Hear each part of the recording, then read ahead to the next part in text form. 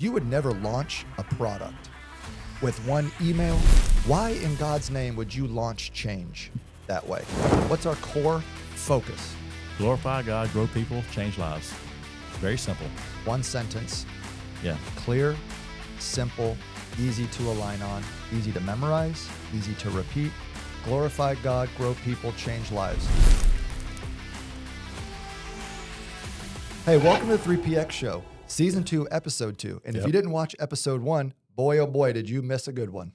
It was good. We had a fun time. We always have a fun time, though.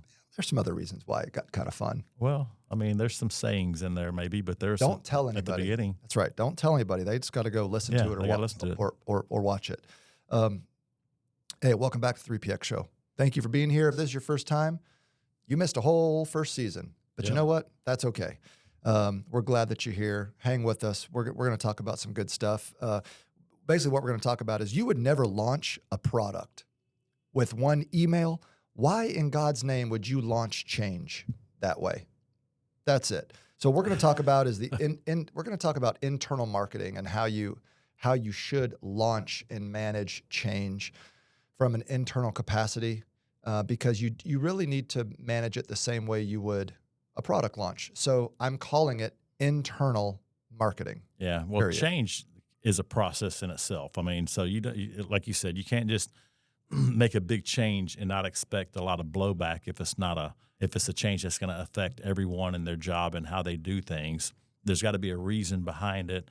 It's got to have some substance and some meat to say, hey, we're making a change and here's why. Here's what we're going to do and here's how we're going to do it. Here's what it's going to do. There's got to be that process that just follows it and flows with it. So if you just up and say, hey, we're going to do this and we're going to make a change.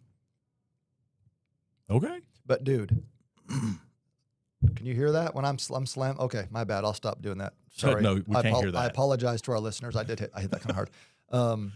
Although this tabletop, we have a new table too, y'all. Yeah. The tabletop is much better than the other tabletop. You don't hear my watch slamming.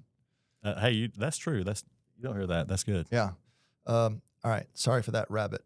But in the last episode, we talked about belief and why great ideas stall when people don't buy in. Okay. Yeah. Today, we're going to talk about how belief actually gets built, and it starts with that mindset shift. And that change has to be marketed internally, not manipulated, not hyped, but clearly, intentionally, and repeatedly. Right. The worst thing you can do is say something one time and expect that it stuck, they got it, they understand. Remember, I've talked about the 4 levels of believing or buy-in. Just because you say it one time, that ain't going to get it. So you've got to constantly repeat that. And we're doing that right now. Like we we aligned just a couple days ago. We're sitting in Angela's office, the executive team, we're all together, and we're literally just reading and going through the forward company vision and narrative, the CDF vision and narrative, fast partition. Why do we exist? Why are we here? What are we trying to accomplish? So even as an internal team, we are repeatedly talking to each other about why are we doing this? Why are we here? And creating belief within our own team. Right. Yeah. Well, if we don't believe it ourselves, how can we ever give it out to the team and expect them to believe it? Right. I mean, because, it has to start with us buying in, us believing it, and having that visual. That way, we all know that it's there. And if our executive team doesn't believe in it, the rest of the team will never even think about believing or buying into it. Yeah, because change is experienced in different ways across different levels of the organization. So, this will be a good little clip for social media. Okay, leaders experience change as strategy. Employees experience change as disruption. And the only way to bridge the two is internal marketing, communication, belief, buy-in, and all of that. We're sitting in a room talking about, man, if we do this, if we do that, what great strategy, how awesome is this going to be? Yeah. But then you roll it out to team members and all they hear is disruption, ambiguity, change. I don't like this, why that? And it gets wrecked. Yeah. Really, really fast. So now there's a couple of reasons why. Number one is leaders sit with ideas for months Yeah, well, I mean, and don't tell people. And if you don't tell people, then it's a brand new idea, and you're months behind on getting your vision or getting your thought process out, and that happens a lot. That happens a lot with leaders where they'll have the idea and they'll believe in it so much that they've already convinced themselves that, hey, this is going to be the perfect idea, the perfect plan. I've laid it out, I've thought about it, man, it's really good, and no one else has even heard it. And then by the time you lay it out and give it to them, well, they got to have time to process it as well. Yes. And then you're sitting back there wondering, like, why don't they get it? Why aren't you excited? Yeah, exactly. So what I can I don't want to relive live the past here. I have countless stories of this exact situation. Leaders sitting on ideas for months, not sharing it, and then when it's time to roll it out, it gets announced. We all get brought in on a conference call. Hey, this is what we're doing. There's no time for discussion, questions, creating buy-in. Yeah. The company's already made the decision. This is the direction they're moving, and it's ultra frustrating. And I'll never forget. I'll just call it, man. I'm just going to call it out. I don't care. It was a sales program that got rolled out called Rev It Up. And some of our listeners that used to work with me are all rolling their eyes like, yep, we remember that. So this was back when I used to work at a previous company. I won't say their name, but it's the last company I worked for before I was here. So we rolled out this sales program, dude. And they've been talking about this for months, I'm sure, in their board meetings and with their consultants and all this kind of stuff. So I'm sitting on this call and they're going through this and I'm thinking to myself, this is the dumbest thing I've ever heard my entire life. I was thinking that. Nobody knows because I was a company man and I executed, but I'm thinking, this is the dumbest thing I've ever heard in my entire life. And I got to go execute. And I got to go try to make this idiotic idea work without destroying my division. Yeah. How and your credibility. And my credibility. Now I got to go to my team and I got to convince them that this stupid idea is actually good for them. Do you know the position that you put your leaders in? I'm going to look straight into your eyes right now. When you push these dumb ideas that you think are great, you've been sitting on for months, and then you roll it out to your leaders and you expect your leaders to convince their team members that this is going to be good for them if they execute and do all these things, you are crushing the credibility of your frontline managers. You're crushing the trust with their teams because you refuse to bring them into the loop early and create buy-in, allow for questions, and allow your frontline leaders and managers to feel like they're a part of this decision process. The trust that you build up over years can be gone just like that. Well, it can, at least for the leaders. So, because I'm the operator, I figured it out. But I will tell you, there were times that I was honest with my team, and I told them this is dumb, and I had to be honest. Yeah. And now I've never actually shared that publicly with people, and it's fine because I don't work there anymore. But I told my people, hey, this is stupid. All right, we're going to do this, but we are going to do it in a way that makes sense for the business. All right. So I kind of got labeled as like a loner, or what do you call it? Like a one-man show, do my own thing, whatever. I can't remember the terminology. They would call me a lone wolf, or I don't know. Yeah. I kind of marched to the beat of my own drum because I saw so many stupid things happening, and I wasn't about to ruin my credibility and trust with my team. So I would tell them, like, hey, we're going to do this stuff, but we're going to do it in a way that makes sense for the business. Okay. So that's what we did. I don't even know how I got off on that rant or that tangent. That's a tangent, big but time. That was big time. Leaders, you sit with ideas for months and then you roll it out, and teams are just now hearing it for the first time. So let me tell you, when you feel or you hear the resistance, the resistance, it equals surprise. It's not defiance. Right. It's surprise. I wasn't being defiant. I was shocked because this is the first time I'm hearing about this. Yeah, but you're hearing about it, and it's already been executed. It's not one of those, hey, let's talk about this. This is what we're thinking. This is what we're going to do. You can say, hey, this is the direction we feel like that we're going to go, and then start having people talk about it and having some thought process and some buy into it. But that was where it's already executed. The whoever the levels up have already said, hey, yeah, this is what we're going to do. Go out and make it happen. And then it's a push down effect. It's, hey, this is what we're doing. You push it down, and everybody feels it no matter what. Because sometimes the people at the top they don't see it, they don't feel it, and it's all about numbers. Well, sometimes the numbers could be good, but how's it going to affect everybody along the path?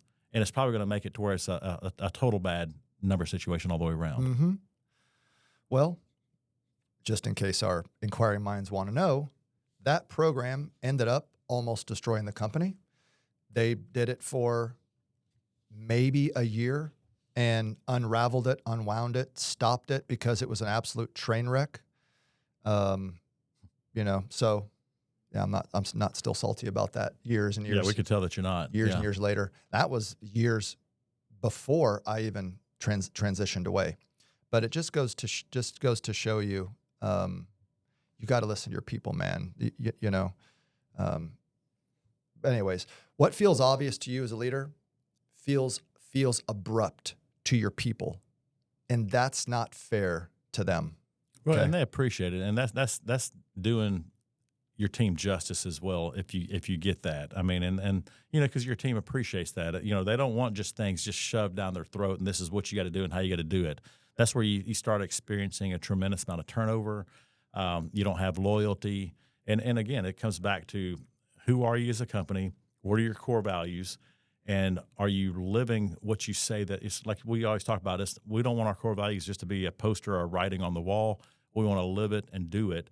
And so a lot of times your decisions need to be wrapped around that. And then to make sure that, hey, if we genuinely care about our people, like we say we do and what it says on the wall, then we need to let them know what we're thinking, what we're doing, and how we're doing it to get the buy-in that we need.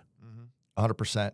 And, that just kind of brings back the next topic, what you said, and that is great internal communication isn't louder, it's more clear. It's clear. Yeah. It's clearer communication. You don't just need to say it more times and expect that they're going to get it. It needs to be more clear. Communicate with clarity. Go back to the 4 Ps, that I mentioned in the last episode. If you didn't watch the last episode, now you got to go because I'm not going to reteach it again. Go back to the last episode, watch the 4 Ps, and that will talk to you about exactly how you need to communicate these things with extreme clarity so that you can start to generate buy-in. Okay. Yep, exactly. And it's just what you got to do with your team. So yeah, go back and listen to that. That'd be good. Yeah. So I know I'm not trying to be cliche about internal marketing here, but at the end of the day, like that's what we understand it as. It's we are marketing a message to our team, and there's a strategic way that you have to do that. So there's 5 assets to this marketing message that you got to have as takeaways. And what is it called when all the words start with the same letter? Is that an acrostic? What is that called? What is it? Alliteration. That's what I said. Yeah. Alliteration. Yeah. Go back and cut everything else out and say alliteration. Hey, Landy took her, by the time this podcast is released, no, we won't know yet, but she took her TEAS test for the 2nd time and improved her score. Yeah. All fired up, dude. She's going to get into nursing school, and I'm very excited. Well, she came by the other day when she passed, and she did. Told us, so that was pretty awesome. She tried to play it off and make it like, she walked up. She's trying to be all serious faced, but then as soon as she saw us standing there waiting for her to come to the office, she got all excited. That big grin, yeah. So very proud of her. I'm super pumped about that for her. All right.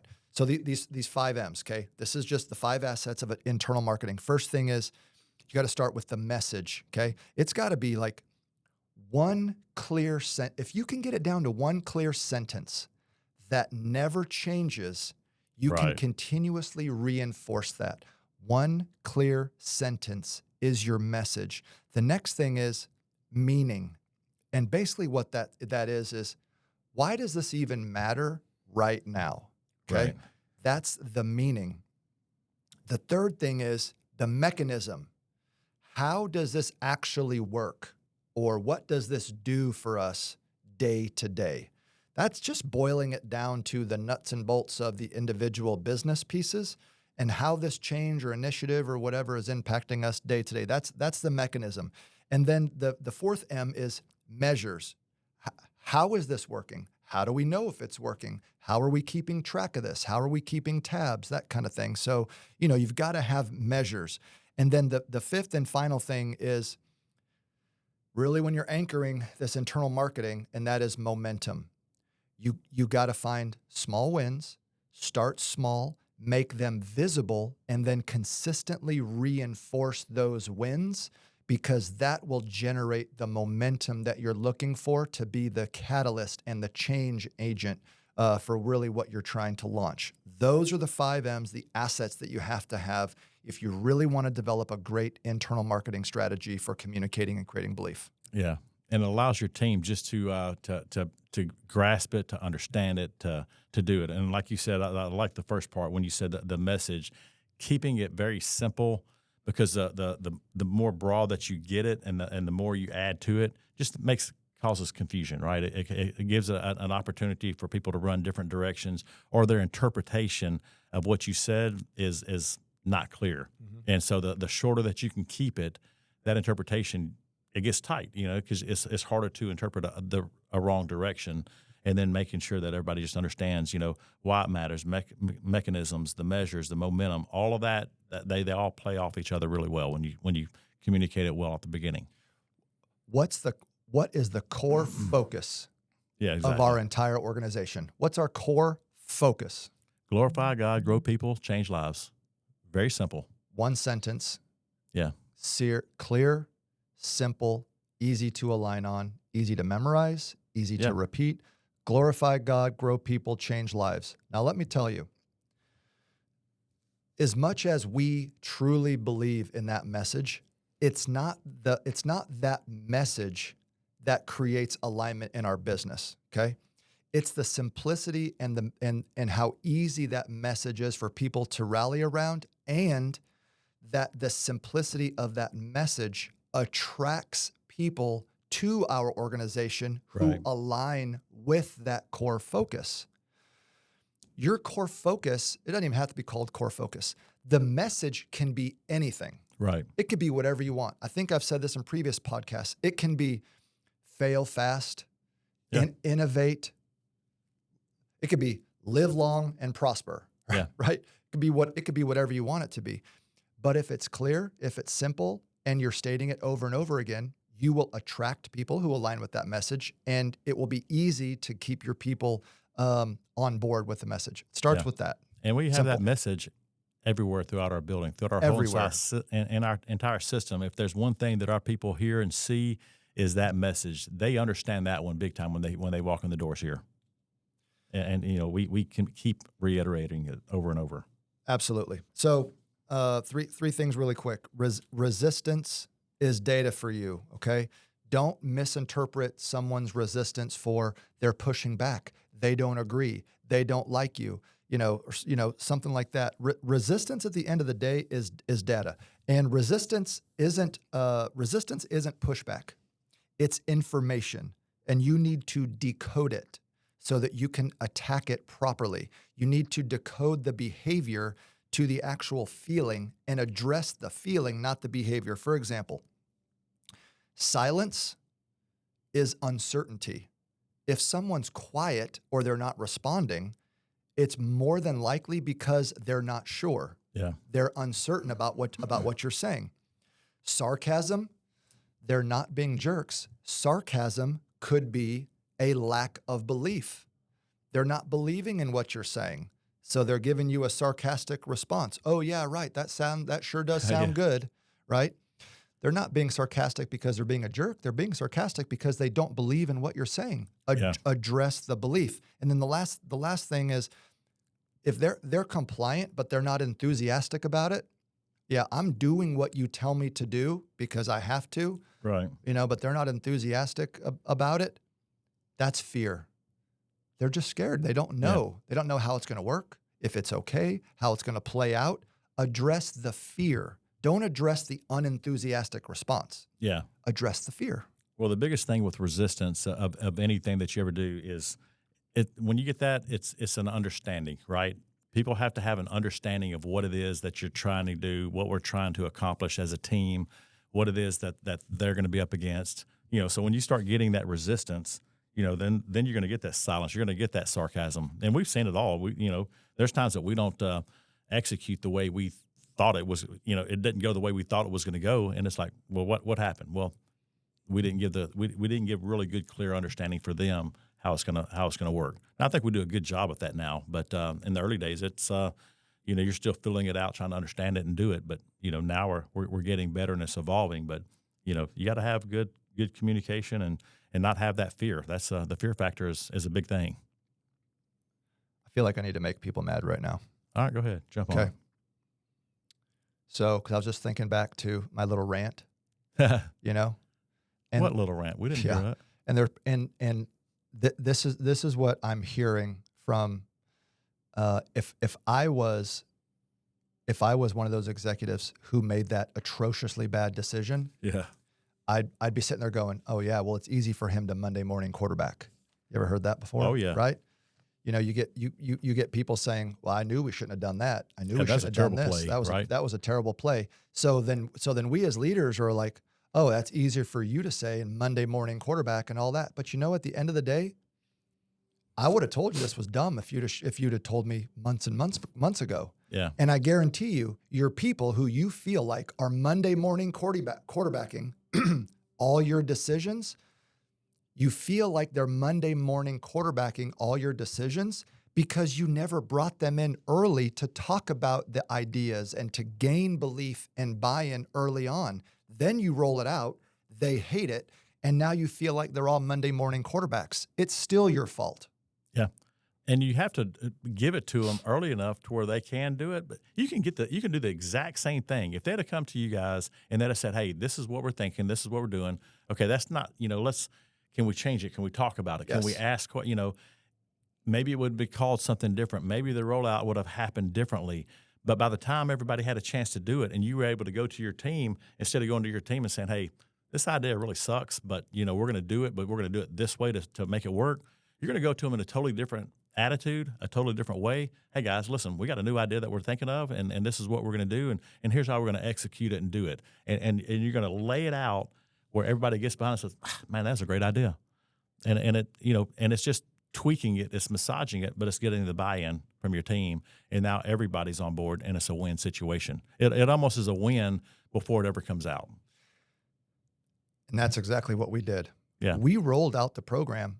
I just rolled it out in a different way. Yeah. I rolled it out for renewals, not just sales.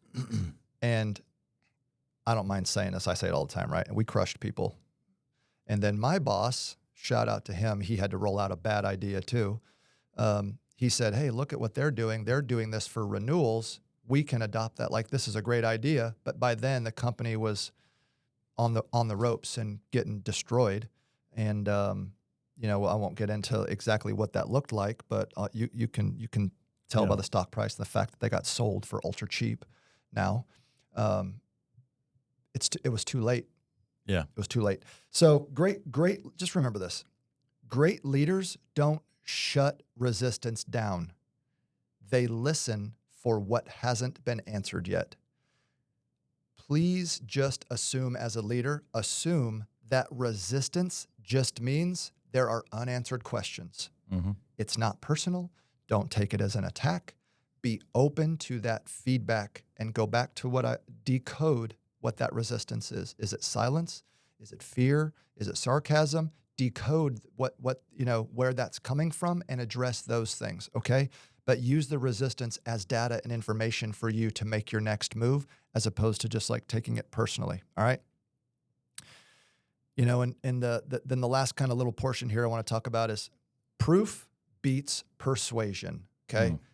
You can it's like the sizzle and when Tristan told me, I've said this like 5 times now over the last few episodes, you can't be all sizzle and no steak. Yeah. Eventually, you got to have proof that this is a good idea, that this works, okay? If our core focus, if we weren't, it would be very difficult for us to continue to say our core focus is a unique differentiator and our core focus is a competitive advantage for us, to help create that buy-in. If there wasn't proof of that, yeah, we have proof that our core focus makes us a better company. We have proof that our core focus helps us perform better. We have proof that our core focus improves culture. It reduces turnover. It attracts great people. I don't have to persuade people that glorify God, grow people, change lives is just a good way to do it. I have proof now. Proof will always beat persuasion. So once you get past the initial messaging of this is why we're doing what we're doing, you need to quickly move to, hey, this is working. This is working. Here's the data. Here's the proof. This is great. Hey, as an owner or as a leader, if you see your team saying the same thing that you're saying and see them buying in, and they like our core values or our core focus, and they're saying it with as much compassion and everything as you say it, then you know then you can feel it. That's right? Great proof. Yeah, that's right there. Fantastic proof, because it's not just you saying it anymore. They're saying it with the same conviction that you've said it with and doing it. That's why I love, with our core values and our core focus. And, Patricia was probably the first one to really jump on it years ago. And I'd be in an interview with her, and she'd start talking about that with the new hire or something. And she said it with as much excitement and conviction and passion as I did. It's like, that's it right there. That's the proof that you need, because she said it. And then you hear other people saying it, other people talking about it. And when we have our state of the companies and we talk about that, and then people come up afterwards, multiple people just talking about, man, I love this company. It's a different company. I can see it. I can feel it. Then people are buying in. Almost every state of the company address, we hear it. I've never worked for an organization like this. Yeah. But it's because we are crystal clear about our message and who we are. And then we reinforce it. And we reinforce it. We back it up because we live it, and we want people to see it. And it's not one thing that you have to start at that point. It's not even you have to say it anymore. People see it. That's right. People don't believe speeches. Yeah. They believe evidence. Evidence, actions, all that. Yeah. Right. So look, at the end of the day, there's some things you can do to reinforce this, right? Piloting change, piloting initiatives. So pilots build confidence. So don't think that you just got to roll something out, make this big change. We're going to flip this lever. We're going to do this huge switch. Man, small pilots and tests really go a long way to build confidence. So if you're operating in a situation where you're trying to be a change agent, you're trying to create belief, generate buy-in, maybe start with a pilot. Yeah. A small test, right? A/B test things, or start in a small kind of incubator, sandbox, kind of thing, and prove that this thing can work to start creating that confidence and that buy-in. Pilots build confidence. Don't forget that. Yeah. Early adopters create momentum. You got to have a handful of evangelists kind of in the organization or on the team who really buy into what you're wanting to do, because if you can get a handful of people to buy in, that will help you create momentum with the rest of the team. Oh, 100%. You got to have early adopters. So take the time to pull in a few people across the organization, a couple of people from every department or whatever that looks like, pull them into your office and just have a chat. Call it a leadership council. Call it whatever you want to call it.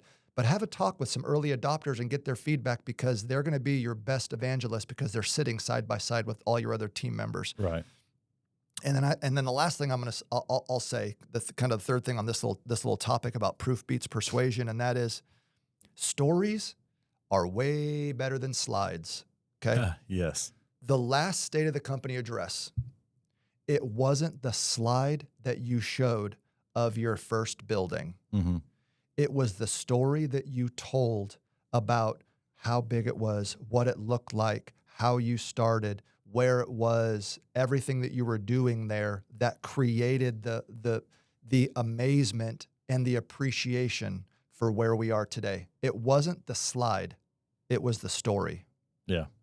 Yeah, people will buy into that big time. And even like the early adopters, when you talked about that a second ago, I'll take that a little bit, is when you walk in here in the mornings, like this morning, we got here early to do the podcast, and walking through here, there were so many people, like you said earlier, that their start time could have been later, and probably is later, but they're already here grinding. They're already here jumping in and grinding. Well, if you don't believe, you're gonna come in on time.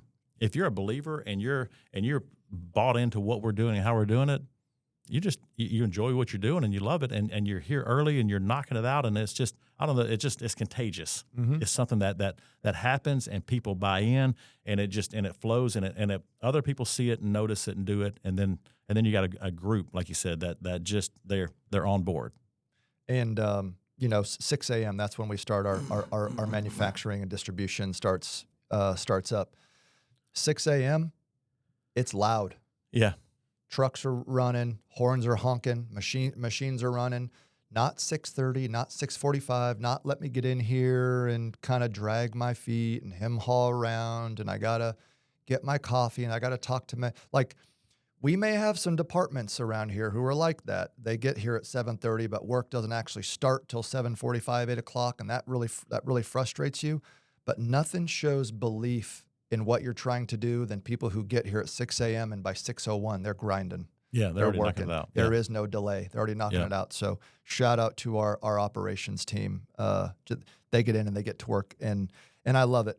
But when people see it working, belief naturally follows most of the time. So don't underestimate the power of evidence when you're rolling out some of these initiatives. So the last thing that I have is, look, if people aren't bought in, don't talk louder. Don't just talk more, okay? That's not going to solve the problem. Talk clearer, show proof, and build belief. That's how great ideas survive right there. Well, a lot of time, with anything that you say and you talk to people, or you want to make a point, sometimes you got to say it and make that point and be quiet. Let it sink in before you say something else. Because if you continue to talk, people are going to gravitate to what you just said and forget about what you got to let it sink. That's why you get a lot of the good speakers that'll say something, and then they'll stop and just, hey, I'm going to let it sink in for 3-4 seconds, whatever it is, but let them comprehend what you just said, especially if it's something extremely important. And then ask some open-ended questions. Yeah. Hey, I just said a lot right there. Tell me about, what did I just say that you're unclear about? What did I just say that might create a little bit of hesitancy, with you? Ask some open-ended questions. I'm flashing back to, we had a previous leader here who, this is what that individual did. When he saw people not executing or not doing something that he thought they should do, he just talked louder and talked more, but never created belief or buy-in, because he never allowed for anyone to challenge an idea, to ask a question, to try to understand. And it ended up creating friction, animosity, resistance, vitriol. I mean, it started to erode the culture simply because he couldn't understand that you have to create belief and buy-in by bringing people in and allowing them to be a part of the process, rather than just parroting and talking louder or talking more at them. It's not the way it works. So 100% I agree with that all the way around. The best ideas that you can have is when you don't know whose idea it is. Because everybody has bought into the idea, and it's everybody's idea. Mm-hmm. But when it's somebody that wants credit for that idea, this is my idea, we got to do it my way, this is the way it's going to be done, and there's no exceptions, that's an idea waiting to fail. But when it's an idea and it's something that we're doing, but everybody's so and bought into it, it becomes everybody's idea. You forget, like, who thought of that? It doesn't really matter, because it's everybody's idea. I love that. The best ideas are the ones where you can't even remember whose idea it was. Yeah. I'll end right there. Hey, if you made it this far, we love you. We appreciate you. And if you enjoy this, like, share, subscribe, all the things. You're always supposed to say that, like call to action stuff at the end of the podcast. But that's kind of my thing. Like, share, subscribe, all the things. Send us a wave.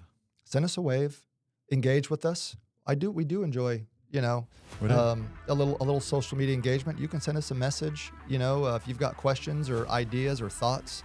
I'm open to engaging and having a little thought conversation, whether that be on social media, or you can call me, text me, whichever. As long as it's a good idea. If it's a bad idea, we don't want I'll to talk ignore about you. It. Yeah. I'll ignore you. But hey, thanks for watching the 3PX show. We love you. We appreciate you. We can't wait to talk to you the next time you talk to us, you may see a plant or a picture in the background. Yes. So stay tuned. It's getting better. I'm feeling it, so we're okay. Yeah, I didn't throw up, so we're good. On that note, talk to you next time. Bye.